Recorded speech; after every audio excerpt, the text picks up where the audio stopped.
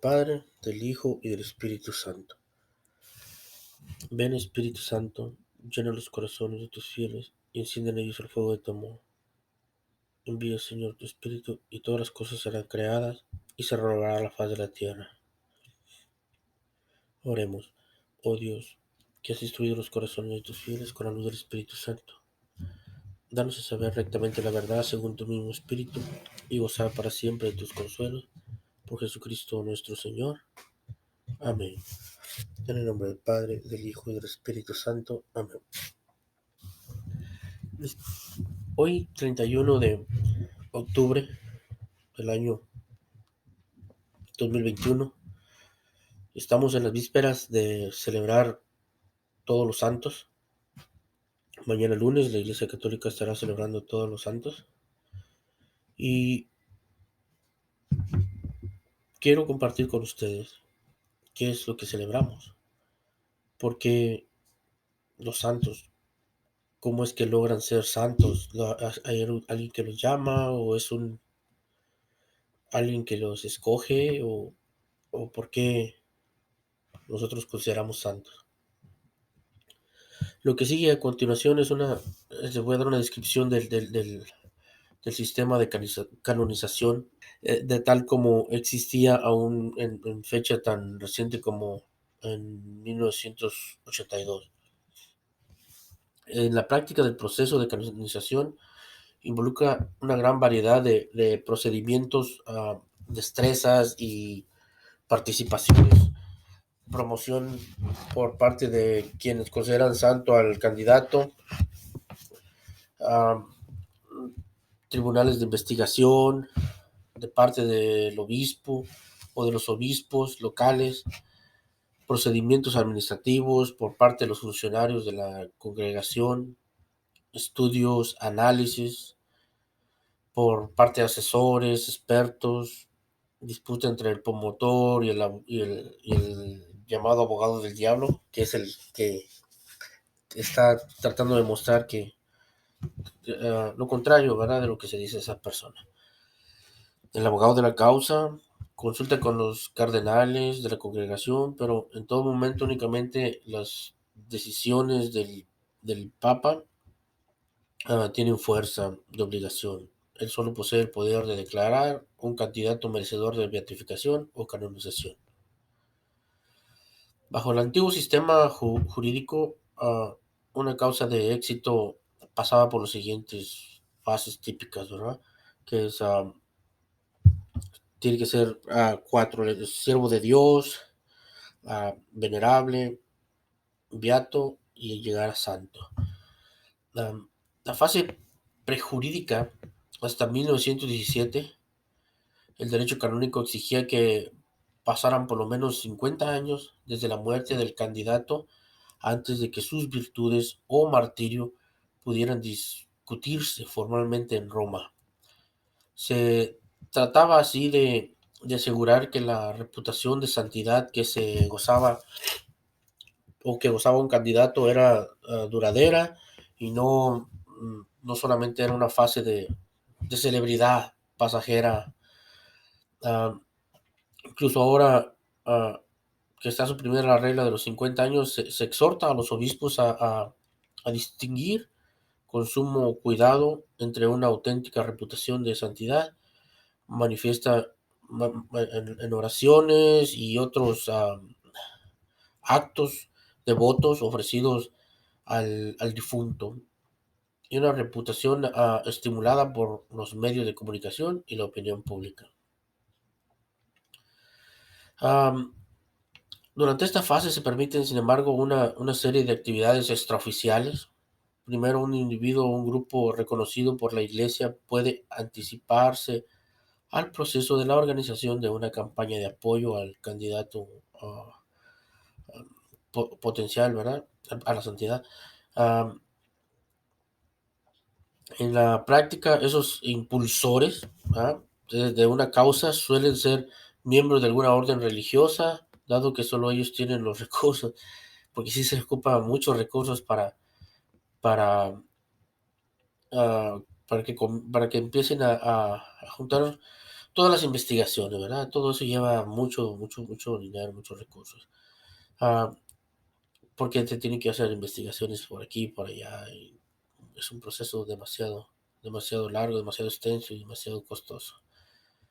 Ah, pero bueno, entrando en materia, en punto, vamos a ver cómo es llevado cada proceso de manera brevemente para poder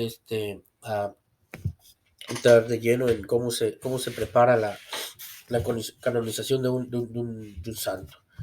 El primer proceso es llamarlo siervo de Dios, ¿verdad? ¿Qué se necesita para poder ser de Dios?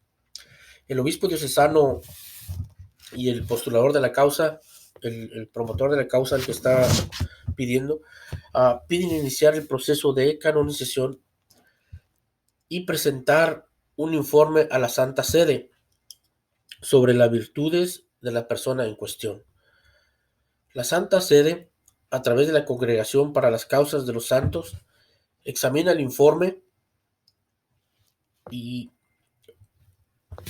y emite un decreto declarando que no hay nada que impida la causa. Este decreto es la respuesta oficial de la Santa Sede a las autoridades diocesanas que han pedido iniciar el proceso canónico.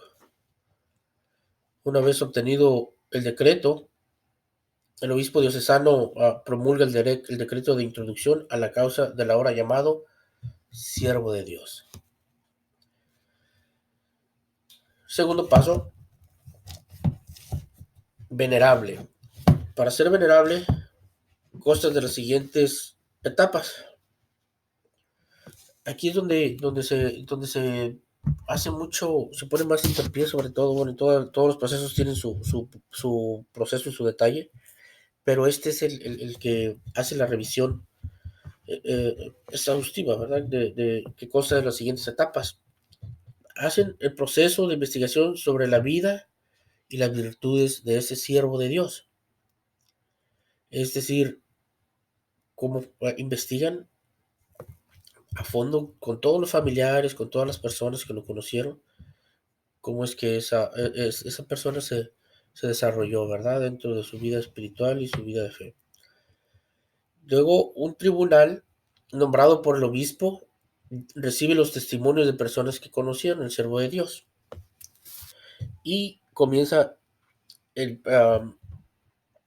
proceso de los escritos.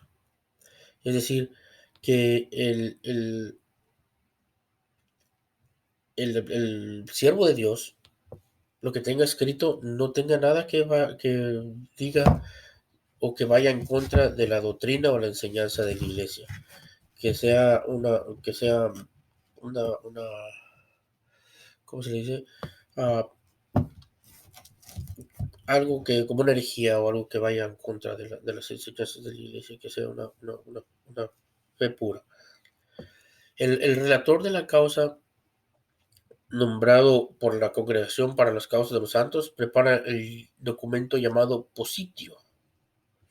La positio es la reunión de todos los documentos, los escritos, todo lo que hablan del siervo de Dios, y, y lo discuten.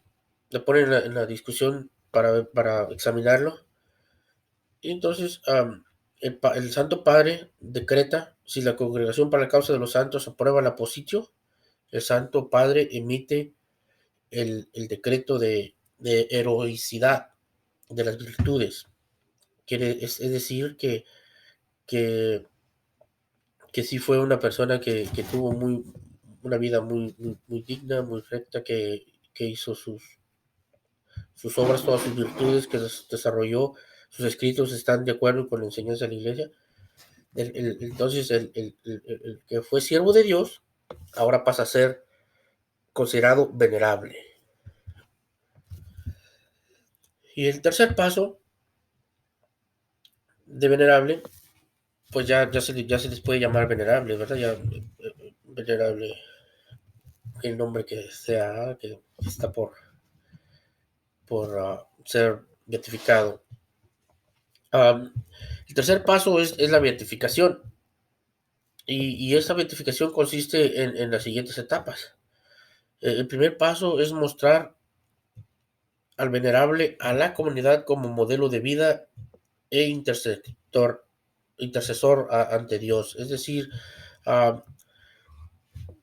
que debe ser probado ante la Congregación para la Causa de los Santos, la fama de santidad del venerable, y que ya como es venerable, la gente empieza a pedir la intercesión de este santo o de este venerable, y, y se realiza un milagro, ¿verdad? Un milagro de Dios a través de la intercesión de este santo venerable o de este venerable persona. Y la segunda etapa de congregación para las causas de los santos examina el milagro que fue presentado. Por ejemplo, no nomás decir, es que yo le pedí y me hizo este milagro, ¿no? Tiene que ser una examinación. La Iglesia Católica es muy exhaustiva y muy cuidadosa en el aspecto de los milagros, ¿verdad? Es algo que se debe de comprobar por muchas causas, por muchos medios que llegan a tanto científicos como sobrenaturales, que deben de llevar a la, a la conclusión de que sí realmente fue algo sobrenatural y que esta persona pues efectivamente intercedió ante Dios para realizar ese milagro, ¿verdad? En la tercera etapa y con los antecedentes anteriores, el Santo Padre aprueba el decreto de beatificación. Una vez que se examinó todo del milagro, el Santo Padre aprueba el decreto de beatificación. En la cuarta etapa de este proceso de beatificación, el Santo Padre determina la fecha de la ceremonia. ¿Cuándo se va a hacer la ceremonia de beatificación? Una ceremonia litúrgica. Y bueno, ya después, pues, el quinto paso para este proceso de beatificación es la ceremonia de beatificación, cuando se beatifica la persona en cuestión. Cuarto paso la, la, la, la, es la canonización. Es cuando ya la persona en cuestión es llamada santa. Pero para eso tiene que pasar varias etapas, otras 5 etapas. La primera consiste en la aprobación de un segundo milagro, ya como beato. En la segunda etapa, la Congregación para las Causas de los Santos examina este segundo milagro presentado. Es necesario que este segundo acontecimiento milagroso haya ocurrido en una fecha posterior a la beatificación. Tiene que ser después de haber sido beatificado cuando ocurre el milagro. En la tercera etapa, después de haber comprobado todo este milagro ocurrido después de la beatificación, el Santo Padre aprueba el decreto de canonización. En la cuarta etapa, se celebra el consitorio público ordinario, convocado por el Santo Padre. Luego determina la fecha de la canonización. Y la última fue la etapa de la ceremonia de canonización de, de, de, de dicho santo o de dicha persona cuando ya se le llama a santo, ¿verdad? Quiero compartirles también algo aquí como del catecismo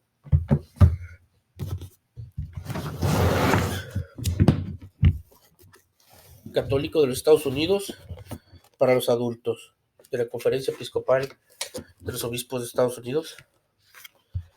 Y hay una página 395.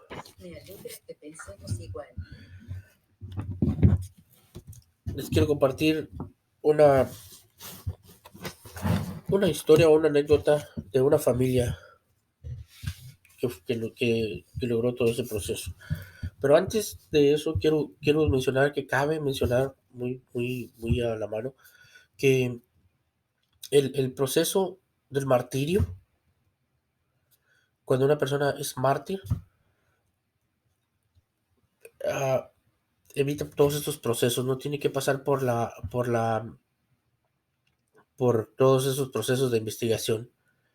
ya que la Iglesia Católica dice que el hecho de derramar la sangre por Cristo en el proceso de martirio es suficiente mérito para alcanzar la santidad. Entonces, los mártires, o sea, son automáticamente santos después de su martirio. Continuamos aquí entonces con la historia del matrimonio entre los benditos.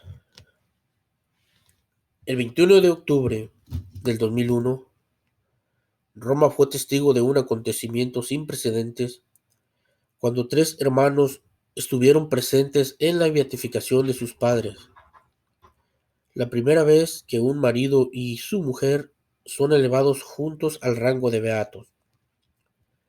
María Corsini nació en Florencia el 24 de junio de 1884. Luigi Beltrame Quattrocchi nació en Catania el 12 de enero de 1880. Se conocieron en Roma cuando eran adolescentes y se casaron en la Basílica de Santa María la Mayor el 25 de noviembre de 1905. María era hija de un capitán del ejército, amante de la música. Ella se hizo profesora de educación y escribió mucho sobre la materia. Miembro de la rama femenina de Acción Católica, María frecuentemente daba charlas a grupos de mujeres laicas durante la Segunda Guerra Mundial. Trabajó en labores de ayudante humanitaria en Utopía. Luigi era un dotado abogado cuya carrera lo llevó a ser procurador general asistente en el gobierno italiano. Conocía íntimamente a muchos líderes del gobierno y trabajó con ellos en la construcción de Italia al finalizar la Segunda Guerra Mundial. María y Luigi tuvieron 4 hijos, 2 hijos y 2 hijas. Los hijos se hicieron sacerdotes. Filippo, ahora el padre Tarciso, es sacerdote diocesano en Roma. Cesare, ahora el padre Paulino, es un monje trapense y Enriqueta es una mujer laica consagrada. Estefanía, que fuese la hermana María Cecilia, monja benedictina de la clausura, murió en 1963. Los Quattrocchi eran una familia de clase media cuyo hogar era un lugar acogedor, que incluso amparó a los refugiados durante la Segunda Guerra Mundial. La pareja pasó por una crisis en 1913, cuando María quedó embarazada. Los doctores le dijeron que no sobreviviría el embarazo y que el bebé también moriría. Le dijeron que un aborto podía salvarle la vida. María y Luigi sabían que si seguían el consejo de los médicos, serían culpables de un grave pecado. Ellos simplemente pusieron su confianza bajo la protección de Dios. María finalmente dio a luz a Enriqueta sin incidentes. Toda esta experiencia llevó a la familia a un nuevo nivel de vivir su fe y de confiar en Dios. En la homilía de beatificación de esta pareja, el Papa Juan Pablo II citó esta pregunta de Jesús encontrada en Lucas 18:8, que dice: Cuando venga el Hijo del Hombre, ¿creen que encontrará fe sobre la tierra? El Papa dijo que Luigi y María eran ejemplo de una respuesta positiva a la pregunta de Cristo. El marido y la mujer vivieron durante la primera mitad del siglo XX un periodo de tiempo durante el cual la fe era seriamente desafiada. En este contexto, ellos siempre dijeron sí a Cristo. A lo largo de estos años difíciles, Luigi y María mantuvieron la lámpara de la fe prendida y la pasaron a sus 4 hijos, reconociendo la presencia de 3 de ellos en la beatificación El Papa citó una frase que su madre había escrito sobre ellos: los criamos en la fe para que ellos puedan conocer y amar a Dios. La beatificación tuvo lugar en el 20º aniversario de la publicación del documento del Papa Juan Pablo II titulada Sobre la misión de la familia cristiana en el mundo actual. El, docu- el documento se llama Familia Consorcio. Este documento pide a las parejas que sigan el camino de la santidad en virtud de la gracia sacramental que no se agota en la celebración del sacramento del matrimonio, sino que acompaña a los cónyuges a lo largo de toda su existencia. El beato Luigi y la beata María anduvieron ese camino de santidad a la luz del Evangelio y de una forma profundamente humana. Su hijo, el padre Tarciso, recordó que el aspecto que caracterizó a nuestra a nuestra vida familiar, era la atmósfera de la normalidad que crearon nuestros padres al buscar constantemente los valores espirituales. No hay familia que no tenga su dosis de desilusiones y adversidades. Muchas de ellas son tentadas a desanimarse. Las hay también las que afrontan la enfermedad y las que sufren la muerte de un hijo o un cónyuge. Luigi y María tuvieron sus problemas, pero los afrontaron con valentía y fe, dirigiéndose a los matrimonios presentes en la beatificación. El Santo Padre le pidió que aprendiesen del ejemplo de María y de Luigi, al afrontar las dificultades y adversidades siendo fieles a vuestra vocación, cultivando la armonía conyugal y familiar, llevando a cabo la misión de sus padres y participando en la vida de la sociedad. Luigi murió en 1951 y María en 1965. Luigi y María vivieron una vida normal de una forma extraordinaria. Centraron sus vidas en la Eucaristía diaria. También tenían una fuerte devoción a la Virgen María, a quien rezaban cada noche. Se reunían regularmente con sus directores espirituales. Su fidelidad al Evangelio y a sus virtudes heroicas fueron verificadas en sus vidas como esposos y padres. Sus oraciones y ejemplo nos pueden guiar en nuestra reflexión sobre el cuarto mandamiento. Termino con esta frase del Catecismo de la Iglesia Católica en el numeral 2249 sobre la familia cristiana. El matrimonio y la familia están ordenados al bien de los cónyuges, a la procreación y a la educación de los hijos. Los hijos deben a sus padres respeto, gratitud, justa obediencia y ayuda. Pues con esto me despido y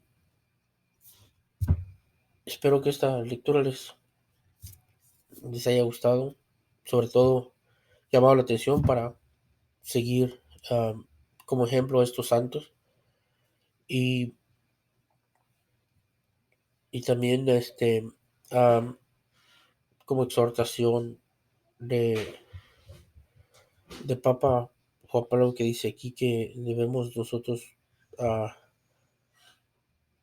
guiar a nuestros hijos, ¿verdad? Para buscar estos bienes sobrenaturales y poder inculcarlos, enseñarlos en la fe para que puedan ellos el día de mañana poder alcanzar la santidad. Dios los bendiga y los cuide y los proteja. En el nombre del Padre, del Hijo y del Espíritu Santo. Amén.